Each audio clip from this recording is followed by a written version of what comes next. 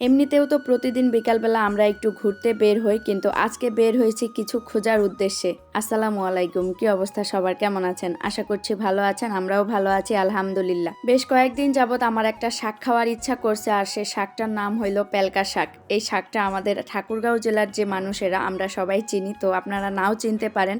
আসলে এই শাকটা রান্না করার জন্য বেশ কয়েক রকম শাকের প্রয়োজন আর কি। তো সেই শাকগুলোর এখন সিজন না, মানে সজনা পাতাও এখন নতুন নতুন গাছে হইতেছে, তারপরে আবার কচু শাক বাজারে উঠেনি, পুঁই শাকও খুব বেশি পাওয়া যাচ্ছে না। তাই আমি বাজারেও আগে খোঁজ নিয়ে দেখছি ও নাকি পাইনি, তাই ভাবলাম যে আজকে গিয়ে দেখি। তো এখানে একটা সজনার গাছ ছিল, ওই গাছের কি অবস্থা, এখনো কি আছে নাকি কেটে ফেলছে। তো এসে দেখলাম যে না, আছে, সমস্যা নেই, তবে পাতা গজাইতেছে, এখনো নতুন পাতা পুরোপুরি হয়ে ওঠে নাই, তবে হইতেছে ছোট ছোট। কিন্তু শুধু সজনার পাতা দিয়ে তো হবে না, পুঁই শাক লাগবে, কচু শাক লাগবে, যেগুলো এদিকে পাওয়াই যায় না। মূল কথা হইলো কি, এদিকে হচ্ছে পেলকা শাকটা কেউ চেনে না, খায়ও না। আর আমরা ঠাকুরগাঁও জেলার মানুষেরা তো এই শাকটা খুব বেশি পছন্দ করি, আর আমরা সব সময় হাতের কাছেই পাই এই শাকগুলো। তারপরেও একটা সিজন থাকে, মানে যখন সাজনা পাতা হয় তখনই কিন্তু কচু পাতাও হয়, আবার পুঁই শাকও হয়। এই পেলকা শাকটা যে আমাদের এলাকার মানুষেরা এত বেশি পছন্দ করে, এই শাকটা রান্না করে খাওয়ার জন্যই কিন্তু অনেকেই পুঁই শাকের গাছও লাগায়।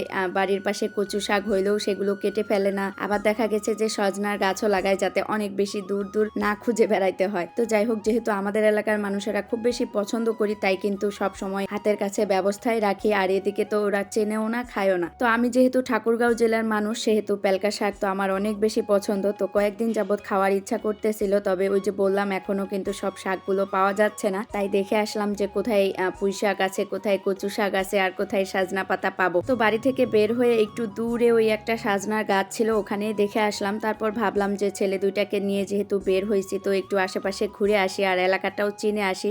যদিও অনেক দিন যাবত এই এলাকায় আসছি, পুরোপুরি ঘুরে দেখা হয়নি, তাই এদিক ওদিক একটু ঘুরে তো চলে আসলাম বাসায়। আর আসার পথে এমন সময় আবার ডেলিভারি ম্যান ভাইয়া ফোন দিছে, আমার একটা পার্সেল ছিল, ওইটাই নিয়ে আসছে। তো দেখেন এই হচ্ছে পার্সেলটা, মানে মোবাইলে দেখে এত বেশি সুন্দর লাগতেছিল, দাম অবশ্য অনেক রিজনেবল। তাই আমি আর আমার সামনের ফ্ল্যাটের আন্টি মিলে অনেকগুলো অর্ডার করছিলাম, কিন্তু হাতে পেয়ে দেখি কাপড় অত বেশি সুবিধার না, মানে সুবিধার না তো একদমই না, একটুও ভালো না।